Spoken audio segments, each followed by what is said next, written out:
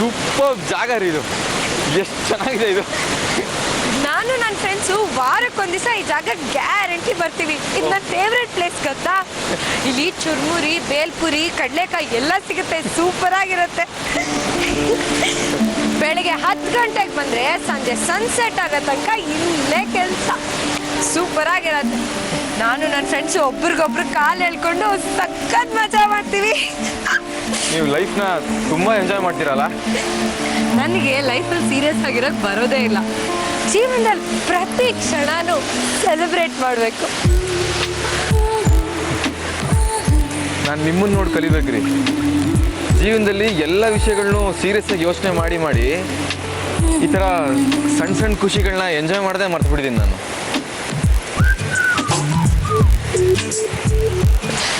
ಹುಷಾರು ಜಾರತ್ರಿ. ನಿಮ್ಗೆ ಈಜ್ ಬರಲ್ವಾ? ಬರುತ್ತೆ. ಬನ್ರಿ ಆಯ್ತು.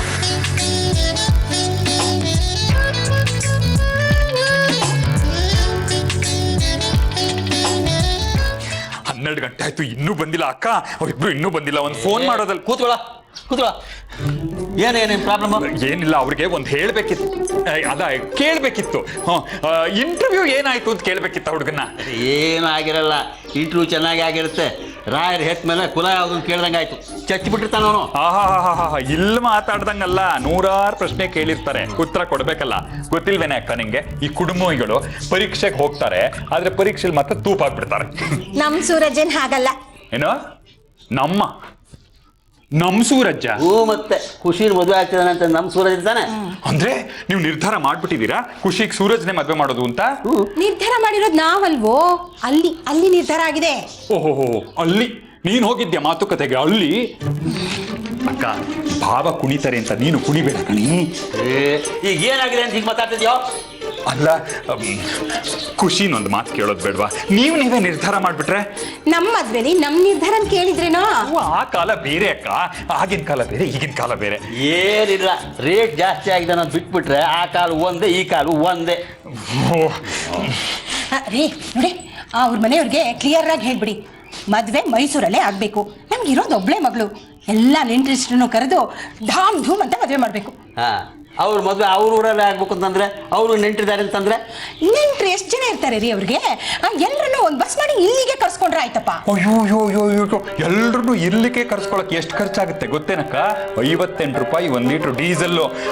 ಭಾವ, ನೀನ್ ಅಕ್ಕ ಹೇಳ್ದ ಹಾಗೆ ಕುಣಿತ ಧಾಮ್ ಧೂಮ್ ಅಂತ ಮದುವೆ ಮಾಡ್ಬಿಟ್ರೆ ನಿಮ್ ಸೇವಿಂಗು, PF, ಪೆನ್ಷನ್ನು ಎಲ್ಲ ಮದುವೆ ಆದ್ಮೇಲೆ ನ್ಯೂಸ್ ಪೇಪರ್ ಹಾಕೋ ಕೆಲಸ ಮಾಡ್ಬೇಕಾಗತ್ತೆ ನೀವು. ಅದ್ರ ಬದಲು ನಾನೊಂದು ಹೇಳ್ತೀನಿ. ಬನ್ನಿ ಇಲ್ಲಿ ಹೇಳ್ತೀನಿ. ಏನ್ ಗೊತ್ತಾ, ಇಲ್ಲೇ ಮೈಸೂರಿನಲ್ಲೇ ಹತ್ರದಲ್ಲೇ ಒಂದು ಒಳ್ಳೆ ಹುಡುಗನ ಹುಡ್ಕೋಣ. ಆಗ ಅವರು ಇವರು ಪಜಿತಿನೇ ಇರಲ್ಲ. ಹೇಗೆ ಅಲ್ವಾ? ಸೂರಜ್ನ ಬಿಟ್ರೆ ಬೇರೆ ಹುಡುಗ ಬೇಡ. ಅಕ್ಕ ಸ್ವಲ್ಪ ತಾಳ್ಮೆಯಿಂದ ಯೋಚನೆ ಮಾಡೆ. ನೀನು ಆ ಹುಡುಗನ ಮುಚ್ಚಡಿ ನೋಡಿದೇನೆ? ಮೂಗ್ ಸೊಟ್ಟ ಅಲ್ಲದೆ ಅವನ್ ತುಟಿ ತಾರ್ ರಸ್ತೆ ಇದ್ದಾಗಿದೆ. ಸಿಗರೇಟ್ ಸೇರ್ತಾನೆ ಅನ್ಸುತ್ತೆ ಕಣೆ. ಊಟಕ್ಕೆ ಕೂತಾಗ ವಾಸನೆ ಬಡಿತಾ ಇತ್ತು. ಏನಿಲ್ಲ, ನಾನು ವಿಚಾರಿಸಿದ ಕಡೆ ಅವನಿಗೆ ಯಾವ ದೂರಾಭ್ಯಾಸನೂ ಇಲ್ಲ. ಅವ್ನು ಮೂಗು ಬೇರೆ ಸರಿಯಾಗಿ ಸೊಟ್ಟಕ್ಕೇನಿಲ್ಲ. ನೀನು ಈ ವಿಷಯದಲ್ಲಿ ಮೂಗು ಹಾಕ್ತಾ ಇರೋದು ಒಳ್ಳೇದು. ಹಾಗಲ್ಲ ಬಾವ, ಅಲ್ಲೂ ಇಲ್ಲ ಬೆಲ್ಲೂ ಇಲ್ಲ. ಹೋಗ ಅವನವನು ಯಾವ್ಯಾವ ವಯಸ್ಸಲ್ಲಿ ಏನೇನು ಆಗಬೇಕೋ ಅದಾಗ್ತಿದ್ರೆ ಹೀಗೆ ಆಗೋದು. ಬರುತ್ತೆ.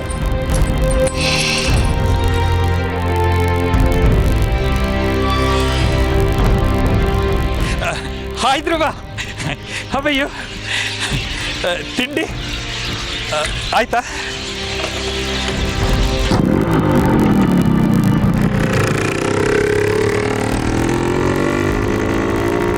ನೋಡ್ಬಿಟ್ಟಿದ್ದಾನೆ. ಖುಷಿ ಸೂರಜ್ ಜೊತೆ ಹೋಗಿರೋದು ನೋಡ್ಬಿಟ್ಟಿದ್ದಾನೆ. ಮುಗೀತು, ಇನ್ನು ಮುಗಿದು ಹೋಯ್ತು.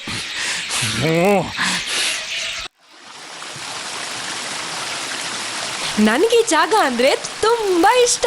ನಾನು ಯಾವಾಗ್ಲೂ ಇಲ್ಲಿಗೆ ಬರ್ತಾನೆ ಇರ್ತೀನಿ. ಅಕಸ್ಮಾತ್ ನೀವು ಮದುವೆ ಆಗೋ ಹುಡುಗ ಬೇರೆ ಊರ್ನವನಾಗಿದ್ರೆ? ಚಾನ್ಸೇ ಇಲ್ಲ. ನಾನ್ ಮದ್ವೆ ಆಗೋದು ಮೈಸೂರು ಹುಡುಗನ್ನೇ. ನಾನು ಮೈಸೂರಿಗೆ ಶಿಫ್ಟ್ ಆಗ್ಬಿಡೋದು ಒಳ್ಳೇದು. ಹಾಂ, ಐ ಮೀನ್ ನನಗೆ ಮೈಸೂರು ತುಂಬಾ ಇಷ್ಟ ಆಗೋಯ್ತು ಅಂತ ಹೇಳಿದೆ ಅಷ್ಟೇ. ಮೈಸೂರ್ನ ಇಷ್ಟಪಡ್ದೇ ಇರೋರು ಯಾರೂ ಇಲ್ಲ.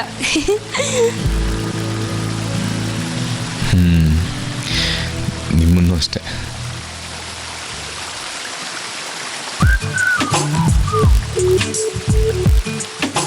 ಹೌದು, ನಿಮ್ಗೆ ಹೇಗಿದ್ರು ಇವಾಗ ಕೆಲಸ ಸಿಕ್ಬಿಟ್ಟಿದೆಯಲ್ಲ, ನೀವೆಲ್ಲರೂ ಮೈಸೂರಿಗೆ ಶಿಫ್ಟ್ ಆಗ್ಬಿಡಿ. ಹಾಂ, ಅಪ್ಪ ಅಮ್ಮಂಗೆ ಹೇಳ್ತೀನಿ. ಥ್ಯಾಂಕ್ಸ್. ನಿಮ್ಗೂ ಥ್ಯಾಂಕ್ಸ್ ಬಿಟ್ರೆ ಬೇರೆ ಯಾವ ಪದನೂ ಗೊತ್ತಿಲ್ವಾ? ನಿಮಗೂ ಅಂದರೆ? ಅದು ಎಲ್ಲರೂ ಎಲ್ಲದಕ್ಕೂ ಥ್ಯಾಂಕ್ಸ್ ಹೇಳ್ತಾರಲ್ಲ, ಅದಕ್ಕೆ ಹೇಳ್ದೆ. Oh, okay. I am the most happiest person in the world ಇವತ್ತು, ಗೊತ್ತಾ? ಅದಕ್ಕೆ ಮೊದಲನೇ ರೀಸನ್ನು ನೀವು ನನ್ನ ಇಂಟರ್ವ್ಯೂ ಕರ್ಕೊಂಡು ಹೋಗಿದ್ದು, ಎರಡನೇದು ನನಗೆ ಕೆಲಸ ಸಿಕ್ಕಿದ್ದು, ಮೂರನೇದು ಇಷ್ಟೊಂದು ಸುಂದರವಾಗಿರೋ ಜಾಗ ಕರ್ಕೊಂಡು ಬಂದ್ರಲ್ಲ. ನಾನು ಖುಷಿಯಾಗಿರೋದಕ್ಕೆ ಇನ್ನೂ ಒಂದು ರೀಸನ್ ಇದೆ. ಸೂರಜ್, ಅಲ್ಲಿ ಜಾಗ ಸೂಪರ್ ಆಗಿರುತ್ತೆ, ಅಲ್ಲಿ ಹೋಗೋಣ. ಬನ್ನಿ ಬನ್ನಿ ಬನ್ನಿ ಬನ್ನಿ.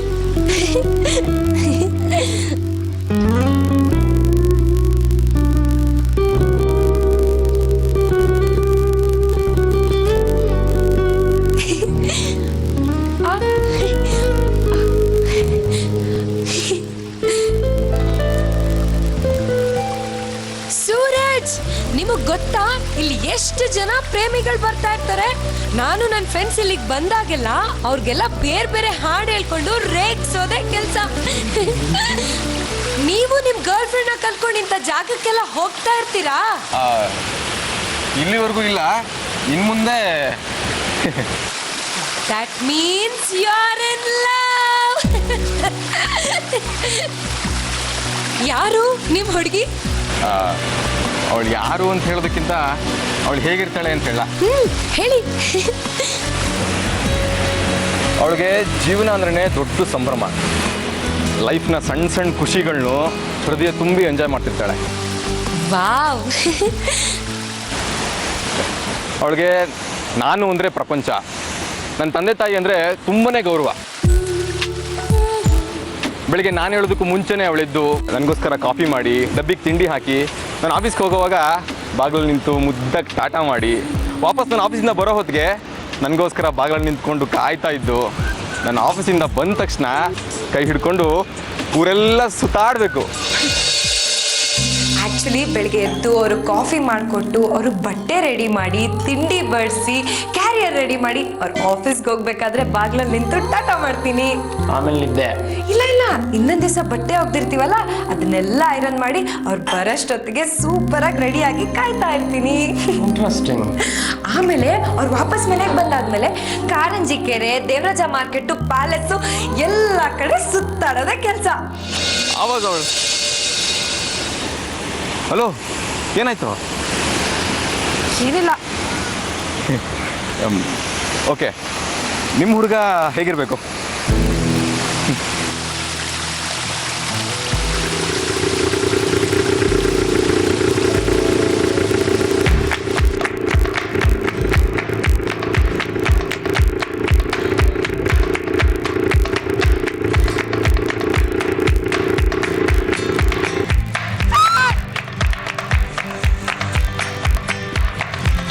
ಖುಷಿ, ರೇ ಖುಷಿ ಅವರೇ,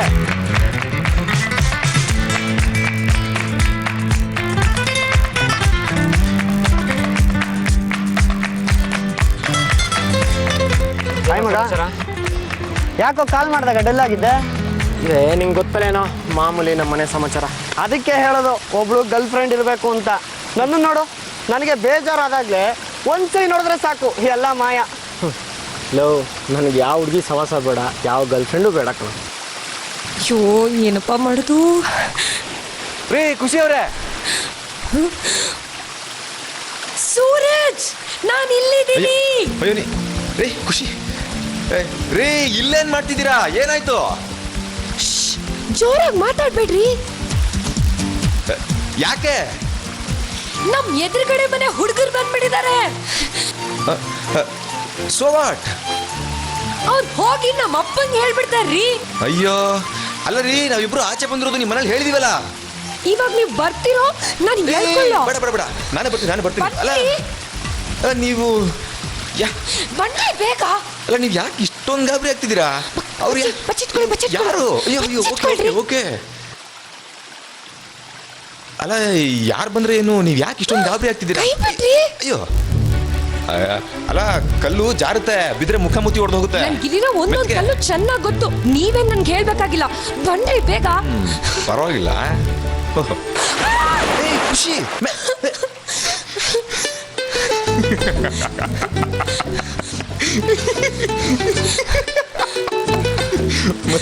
ಮತ್ತೆ ಒಂದೊಂದು ಕಲ್ಲು ಗೊತ್ತು ಅಂದ್ರಲ್ರಿ, ಬಿದ್ದೋಗ್ಬಿಟ್ರಿ. ನೋಡ್ಕೊಂಡು ನಗ್ತಿದ್ರಲ್ಲ, ಕೈ ಕೊಡ್ರಿ. Okay sorry. ಕೊಡಿ, ಕೈ ಕೊಡಿ. I think I love you.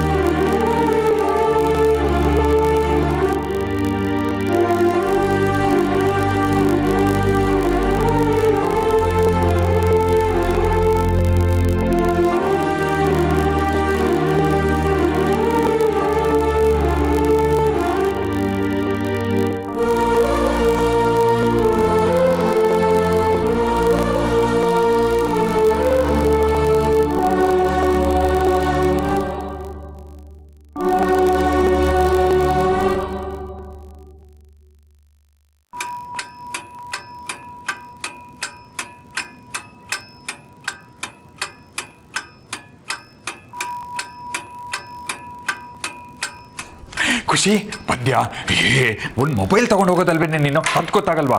ನಿನ್ನೆ ರಾತ್ರಿಯಿಂದ ನಾನು ನಿನ್ಗೊಂದು ಇಂಪಾರ್ಟೆಂಟ್ ವಿಷಯ ಹೇಳಬೇಕು ಅಂತ ಕಾಯ್ತಿದ್ದೀನಿ. ಏನು ಗೊತ್ತು?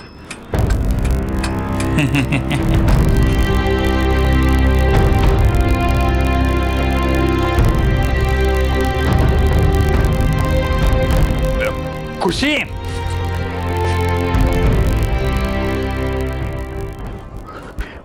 ಖುಷಿ, ನಾನು ನಿಂಗೆ ಹೇಳಬೇಕು ಅಂತಾನೆ ಇದ್ದೀನಿ, ನೀನು ಹಿಂಗೆ ಬಂದ್ಬಿಟ್ಟಿಯಲ್ಲೇ ನೀನು. ಏನು ಗೊತ್ತಾ? ಯಾಕೆ ಏನಾಯ್ತೆ? ನಂಗೆ ಗೊತ್ತಿತ್ತು ಆ ಹುಡುಗ ಸರಿಗಿಲ್ಲ ಅಂತ. ಅದನ್ನ ನಿಂಗೆ ಹೇಳೋಣ ಅಂದ್ರೆ ನಿನ್ನ ಫೋನ್ ಬೇರೆ ಮರ್ತು ಹೊಟ್ಟೋಗಿದ್ಯಾ. ನೀನು ಯಾಕೆ ಕರ್ಕೊಂಡು ಹೋಗ್ಬೇಕಿತ್ತು ಇಂಟರ್ವ್ಯೂಗೆ ಅವನ್ನ?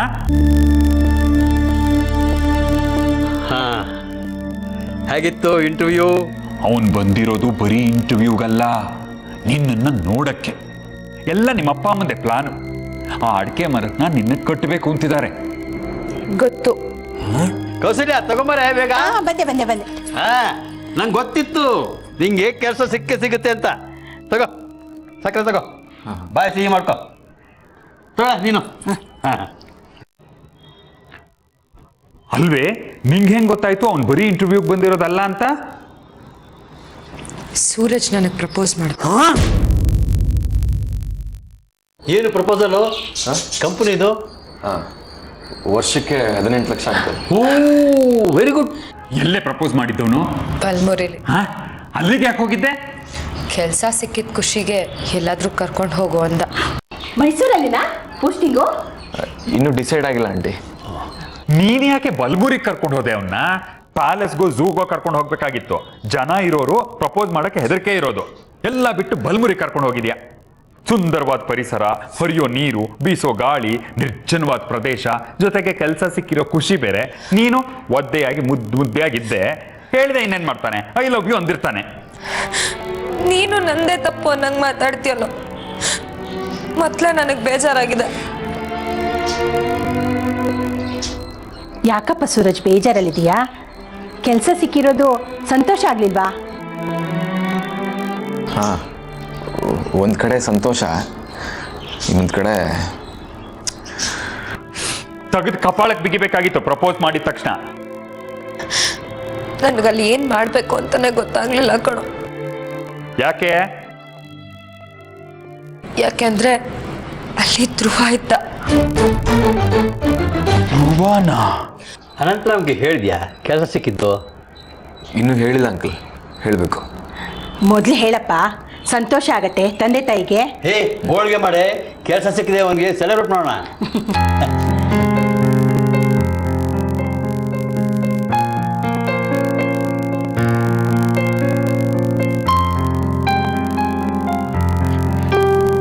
ಧ್ರುವ ಯಾಕೆ ಅಲ್ಲಿಗೆ ಬಂದಿದ್ದ? ನನಗೆ ಗೊತ್ತಿಲ್ಲ ಕಣೋ.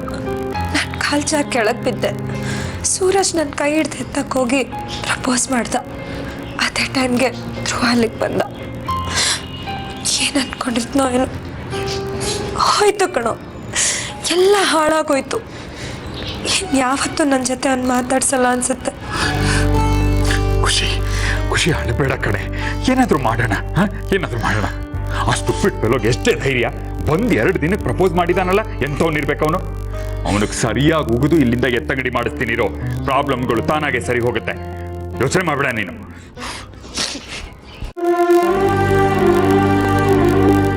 I think I love you.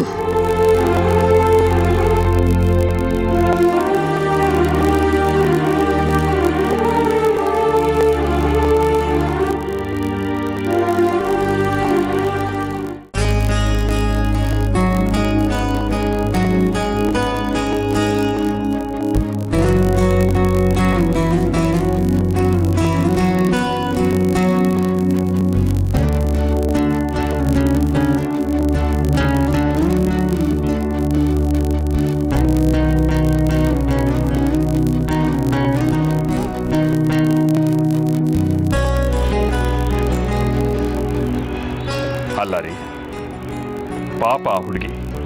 ನೀವು ಈ ಊರಿಗೆ ಹೊಸಬರು, ನಿಮ್ಗೆ ಹೆಲ್ಪ್ ಆಗಲಿ ಅನ್ನೋ ಕನ್ಸರ್ನಿಂದ ಇಂಟರ್ವ್ಯೂ ಕರ್ಕೊಂಡು ಹೋದ್ರೆ ಹೀಗ ಮಾಡೋದು? ನೀವು ಬಹಳ ವೆಲ್ ಬಿಹೇವ್ಡು, ಮೆಚ್ಯೂರ್ಡು ಅನ್ಕೊಂಡಿದ್ನಲ್ರಿ. 2 ದಿನದಲ್ಲಿ ನಿಮ್ಮ ಬಣ್ಣ ಬಯಲಾಯ್ತಲ್ಲ. ನೀವು ಇಂಥವ್ರು ಅನ್ನೋ ಸುಳಿವು ಸಿಕ್ಕಿರಲಿಲ್ಲ ನಮಗೆ. ಏನು ಸಂಗೀತ, ಸಾಹಿತ್ಯ, ಅಡುಗೆ, ಲೊಟ್ಟೆ ಲೊಸ್ಕೆ ಅಂತ ಎಲ್ಲರನ್ನೂ ಇಂಪ್ರೆಸ್ ಮಾಡಿದ್ದು ಇದಕ್ಕೇನಾ?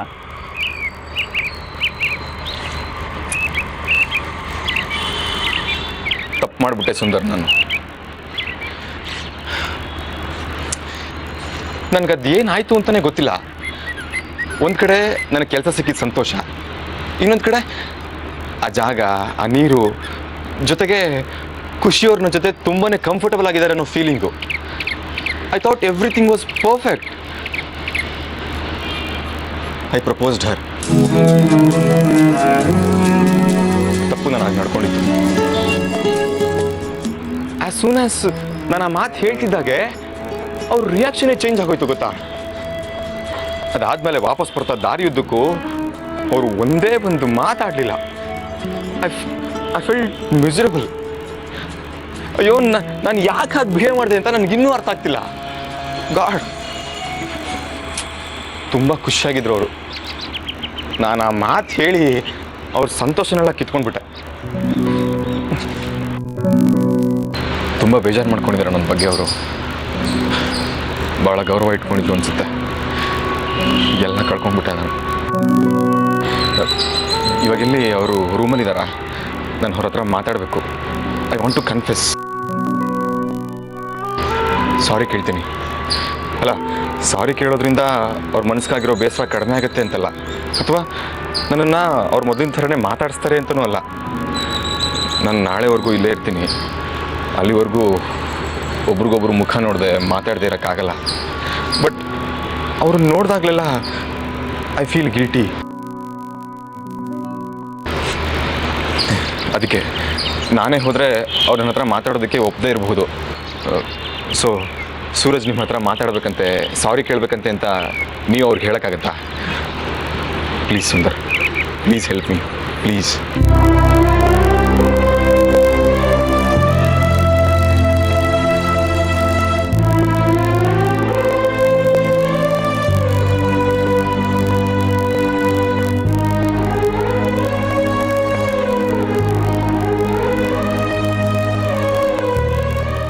ಈಗ ಹೇಗೂ ಕೆಲಸ ಸಿಕ್ಕಾಯ್ತಲ್ಲ.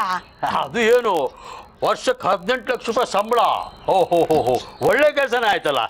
ಇನ್ನೇನು, ಮದುವೆ, ಮನೆ, ಮಕ್ಕಳು. ನಿನ್ನೆಲ್ಲಿ ಪ್ಲ್ಯಾನ್ಸು?